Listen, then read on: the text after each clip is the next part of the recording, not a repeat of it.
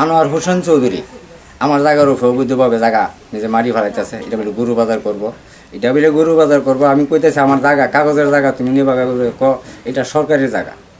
তখন আমি বলছি যে গরু বাজার তো উপরে উপরে দেশ দোষে বাজার বানিয়ে দিয়ে গেছে, 5600 জায়গা দিয়ে এসে গরু বাজার করে দিয়ে গেছে। এই জায়গা বিভিন্ন দেশের দেশ নাম দিয়া এই জায়গার মধ্যে বিট কইরা বিভিন্ন লোকজন এই জায়গার মধ্যে গড় দরজা কইরা ব্যক্তির স্বার্থে বাড়া দিয়ে হাইতাছে।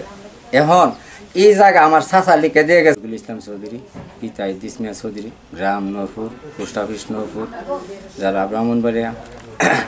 তো আমার এই বিষয় সম্পর্কনগর বাজার, নূরপুর বাজার আমার বাপের সম্পদ।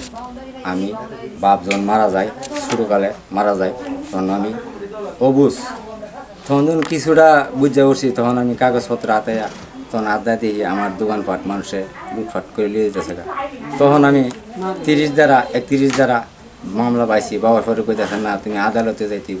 আদালতে মামলা করছি, করার পরে 2005-এ মামলা করছি,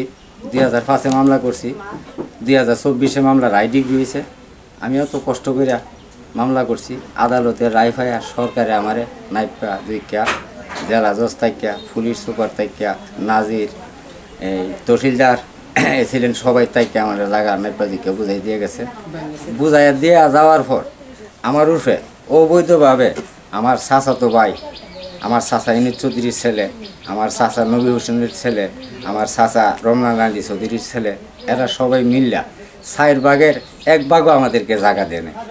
এখানে যে আমার দহলের জায়গা আছে, অনেকটি জায়গা, 3200 জায়গা জ্বালা ফেলাইতাম। ধর্মকর্মের লোকেদের সংযুক্ত বাহব করছে, আমরা করি। এই জায়গার নিজে জোর জুলুমতভাবে আনোয়ার হোসেন চৌধুরী আমার জায়গার উপর অবৈধভাবে জায়গা নিজে মারি ফেলাইতেছে। এটা বলে গরু বাজার করব, এটা বলে গরু বাজার করব। আমি কইতেছি আমার জায়গা কাগজের জায়গা, তুমি নিবা ক এটা সরকারি জায়গা। তখন আমি বলছি যে গরু বাজার তো উপরে দেশ দোষে বাজার বানিয়ে দিয়ে গেছে, 5600 জায়গা দিয়ে এসে গরু বাজার করে দিয়ে গেছে। এই জায়গা বিভিন্ন দেশের দেশ নাম দিয়া এই জায়গার মধ্যে বিট কইরা বিভিন্ন লোকজন এই জায়গার মধ্যে গড় দরজা কইরা ব্যক্তির স্বার্থে বাড়া দিয়ে হাইতাছে।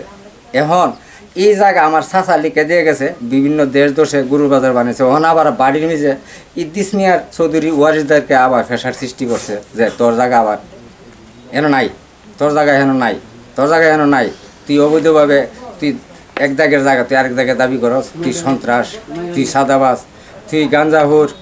আনোয়ার হোসেন চৌধুরী এটার লোকে কুচু আওয়ামী লীগ বিএনপির লোক সংযুক্ত হইয়া বিএনপির সভাপতি হন। বাজার কমিটিতে নতুন করে কমিটি করছে জমির হোসেন দস্তগীর, ওনার আয়ত্তের ভিতরে সবকে নেয়া আনোয়ার হোসেন চৌধুরী লইয়া।